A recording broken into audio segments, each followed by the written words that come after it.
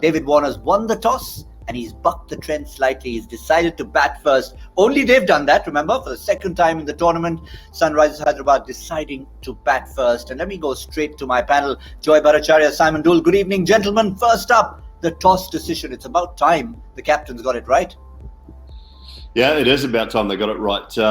Will it be successful? That's the big key tonight. I like it. I think, in any of these games that we've seen, if you bat first and you put runs on the board, that's the key. You can't bat first and score 140, 150, but you bat first, put 170, 180 on the board. Some teams have put in excess of 200. That's what puts pressure on. And Joy, pressure creates problems for the team batting second. Oh, absolutely. And I think early in the tournament, what's happening is teams are still sort of feeling around with their ideal batting order. Batsmen are coming off 6 months of rest, of not playing the game. So they are not as good chasers. I mean, really, teams who chase are normally very good batting sides who back themselves under all conditions. No team right now is batting at that even 80, 90, 95% efficiency, like the Indian team of, say, 17, 18 with Rahul and Rohit and Virat.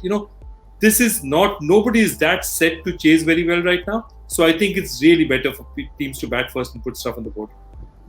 I like the way Rahul Dravid just doesn't leave our consciousness. You start mentioning KL Rahul and he sneaks back in.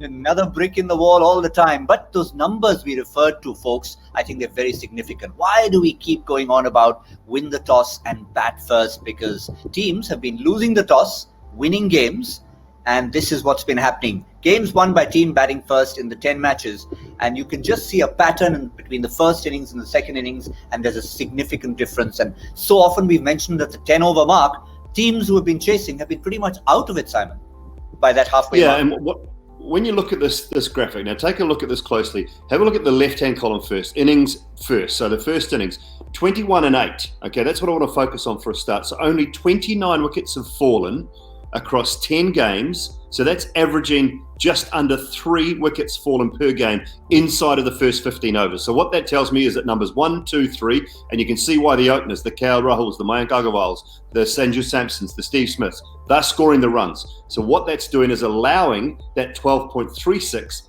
in the 16 to 20 mark because they've got wickets in hand. So take that in. Then you move to the other side of the table. 18 and 28. Sides chasing big totals are put under pressure early, losing wickets early, and finding themselves in trouble, so they cannot make it up at the back end. That's what that tells me. You bat first, you bat well, you put pressure on the opposition, they crumble under that pressure. So that's what you've got to do. That's a blueprint for the game. Yeah, interesting. Those numbers don't lie, Joy. And if you have a look at it in what we've seen typically, the power plays, just when you think you're chasing 180, but you're sort of 26 for 1 in that power play, and you're wondering, shouldn't these guys be going a little harder? But they're not. They just can't afford to because they keep losing wickets in the chase. They're still not set enough. Exactly as Simon said, they're losing wickets in the chase. So that chase is always getting derailed at some point in time. Either it's getting derailed early, which has happened to 3 or 4 teams. Within the first 6 overs, they've blown away. They've lost 2 or 3 wickets. They've lost their path.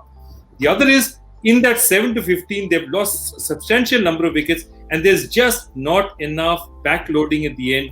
And also remember, this is not a tournament where so far batsmen 5, 6, 7, 8 have got going. The only team who's got that to any extent is Mumbai. And Pollard and Hardik are perhaps the finest, finishers in the game at this point in time. Nobody else has completely got it right, and that's costing teams.